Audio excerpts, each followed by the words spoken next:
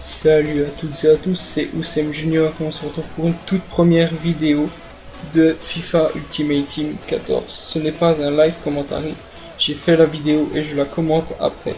Alors lors de cette vidéo vous allez voir un match que j'ai fait bien sûr et dans lequel je vais vous présenter mon style de jeu et aussi cette chaîne YouTube que je commence actuellement.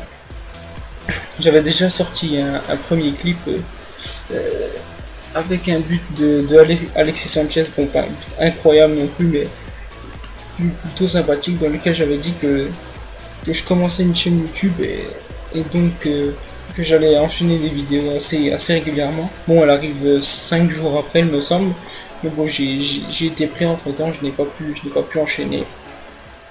Alors pour ce match, vous allez avoir une équipe de Liga BBVA avec du très lourd, vous l'avez vu, du Benzema, du Neymar, du Rakitic, If, du Mascherano Man of the Match, Godin, Navas, des très très gros bons joueurs. Et je tombe contre une équipe de Serie A avec Victor Ibarbo, Gonzalo Higuain, Amsi Biabiani. Oui, Ibarbo il est assez cheaté si on peut dire, hein, notamment par sa vitesse ou son jeu de tête. C'est assez impressionnant qu'un joueur comme ça soit cheaté. Ça peut comme Benteke, mais en moins puissant, en plus rapide.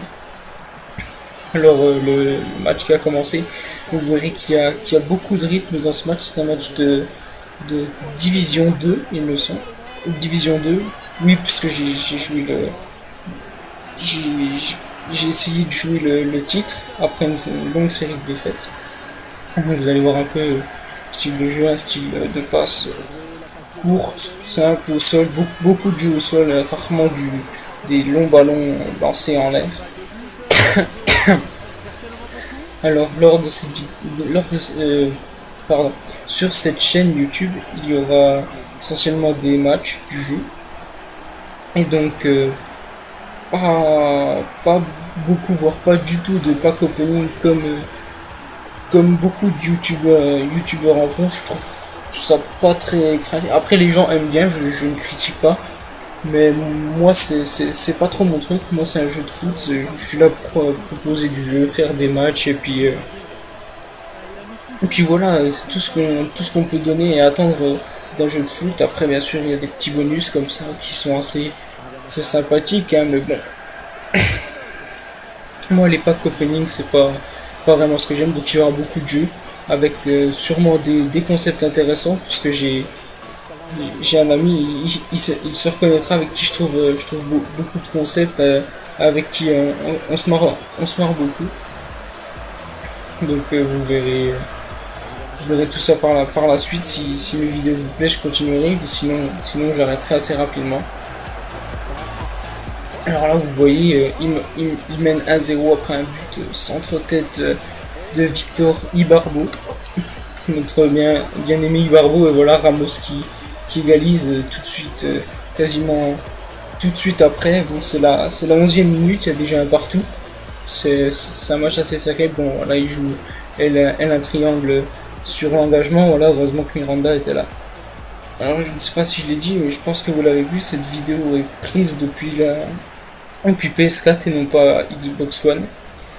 Je suis plutôt un abonné PlayStation que Xbox. J'avais une Xbox 360, mais ça m'a déjà beaucoup déplu de devoir payer un abonnement, même si là on en paye un.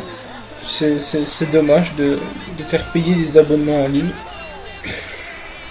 Mais bon, c'est comme ça, c'est les développeurs, ceux qui ont créé les consoles et tout ça qui en ont décidé ainsi. Alors pour jouer en ligne, on paye 50 € par an, il me semble. Enfin voilà, ça va encore, ça fait moins de 5 € par mois ou quelque chose dans le genre. Ça reste quand même abordable. Là vous voyez qu'il balance encore des longs ballons. Ça fait un très gros défi aux défenses quand les adversaires balancent des longs ballons comme ça en l'air, un triangle, des trucs comme ça, des passes absolument pétées si je peux dire, parce qu'elles arrivent directement dans les pieds, alors que normalement c'est quasiment impossible de faire des passes d'une telle précision. C'est un peu là-dessus que FIFA tient son point faible. Parce qu'honnêtement, un jeu de foot comme ça, trouver de tels bugs, c'est impressionnant. Mais bon, je pense qu'ils auront corrigé ça sur FIFA 15, j'espère d'ailleurs. Parce que je l'attends avec impatience, ce FIFA qui s'annonce aussi passionnant que celui-là, voire beaucoup mieux. Ils ont apparemment ajouté des cinématiques où les joueurs s'énervent ou s'encouragent entre eux. Ça peut être assez sympa à voir. Bon, après, je pense qu'il y aura d'autres trucs, mais c'est ce qui a été beaucoup annoncé. Donc je trouve ça assez génial. Après, nous aurons bien FIFA 15 sorti normalement en septembre, si je dis pas de bêtises. Et donc qu'on attendra beaucoup. Alors que là, vous voyez, je vais mener une contre-attaque que je vais complètement louper. Voilà, ça va être ça. Je vais louper quand même beaucoup de contre-attaques dans ce match. Parce qu'il m'a fait beaucoup reculer. Il a beaucoup joué sur les côtés à vouloir centrer ou à balancer des longs ballons en attaque comme beaucoup le font maintenant. Pareil, une communauté FIFA qui se dégrade un peu avec des gens qui savent de moins en moins jouer au foot, hein, voilà, clairement jouer au foot, hein, parce que le foot c'est pas lancer des longs ballons comme ça. Certes c'est marquer des buts, mais c'est pas, c'est peut-être du football, mais pas agréable à regarder. Voilà, je donne mon avis là-dessus. Après ce sera corrigé, j'espère. Sinon, j'en profite pour vous présenter aussi un petit peu. Alors que je suis en matière de foot, bien sûr, hein, je suis un très grand fan du Real de Madrid, l'actuel champion d'Europe, qui tient enfin sa décima après plus d'une dizaine d'années sans titre de Champions League. C'est mérité, ils ont fait une saison remarquable en Champions League avec une seule défaite contre le Borussia Dortmund au match retour. Après avoir gagné 3-0, ils avaient perdu 2-0 là-bas. Sinon, dans l'ensemble, ils ont fait une Champions League plus que correcte, hein, avec un très grand Ramos sur les deux derniers matchs, qui sort 3 buts en 2 matchs et qui sauve le Real à la 93e. C'était absolument de la folie. Moi, j'étais à fond dans le match, j'étais plus que jamais derrière le Real Madrid, que j'aime énormément. Avec son actuel ballon d'or, Cristiano Ronaldo bien sûr, hein, et les nouvelles recrues qui ont été Bale, qui a fait une très grande saison. 15 buts, 15 passes décisives, il me semble, en Liga. C'est quand même assez gros. 15 buts, 15 passes décisives sur toute la saison, je trouve. Que ce soit en Liga ou sur toute la saison, je trouve que pour une première année dans un nouveau club, c'est assez énorme, hein, notamment le but qu'il a marqué en Coupe du Roi, finale de Coupe du Roi contre le FC Barcelone, où il met carrément la misère à Marc Bartra sur un sprint assez fou, puis ensuite il arrive à finir après une conduite de balle assez particulière. On a l'impression qu'il va se perdre un peu, mais non, il arrive quand même à finir. C'est aussi un grand joueur, un grand gaucher qui a fait une très grande saison. Tous les joueurs du Real Madrid font une grande saison. Et la saison prochaine promet d'être bien aussi, puisqu'on annonce Toni Kroos, hein, qui a déjà signé, James Rodriguez aussi qui a signé, meilleur buteur de la Coupe du Monde. On annonce aussi Falcao, mais ça c'est beaucoup moins sûr, et d'autant plus que le Real Madrid a déjà Karim Benzema dans ses rangs. Je pense que l'arrivée de Falcao ne serait pas forcément une bonne chose, hein, puisque ça leur ferait 2 grands avant-centres, et c'est assez compliqué à gérer comme ça. Bon, là vous voyez, je mets le 2-1 avec Neymar. Neymar, avec qui j'ai pris beaucoup de plaisir sur ce FIFA. Je l'ai depuis très peu. J'ai fait quand même plus d'une trentaine de matchs, et puis il m'a pas déçu. Il a une vitesse incroyable, une finition incroyable, 5 étoiles de mauvais pied, 5 étoiles de gestes techniques. C'est assez énorme, hein. Après, vous verrez dans mon style de jeu que je ne suis pas un grand dribbleur. Loin de là, loin de là.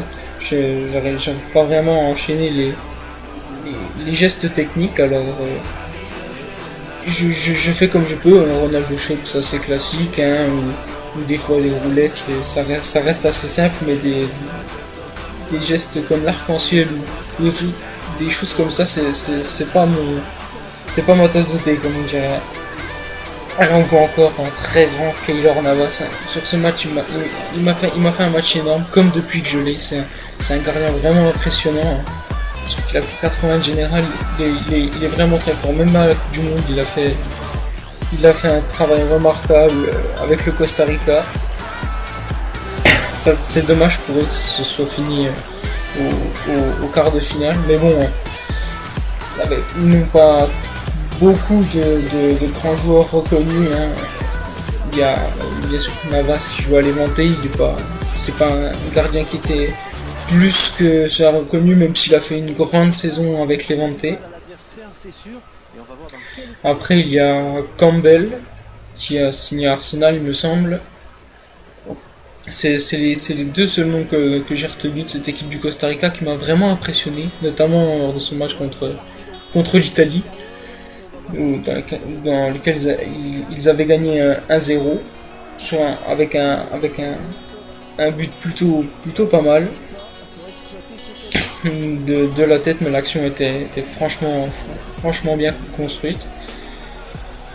Après il y a aussi notre équipe de France qui a fait de grande Coupe du Monde, qui est arrivée en quart contre l'Allemagne. Bon, on aura au moins eu le mérite de se faire éliminer contre les champions du monde.